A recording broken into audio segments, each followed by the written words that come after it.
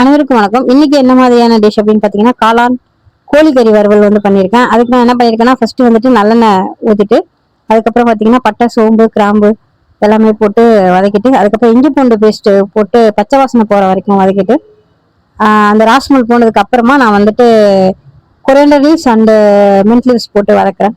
அதான் பாத்தீங்கன்னா நான் வந்து சாலட்ஸு ஆனியன் போட்டிருக்கேன் கொஞ்சம், அப்புறம் தக்காளி போட்டுட்டு நல்லா வதக்கிட்டு, அப்புறம் மஞ்சத்தூள், மிளகாத்தூள், மல்லித்தூள், உப்பு போட்டுட்டு அதையும் நல்லாவே இது பண்ணிட்டு, அதுக்கப்புறம் நான் மஷ்ரூம்ஸை வந்துட்டு ஆட் பண்ணியிருந்தேன்.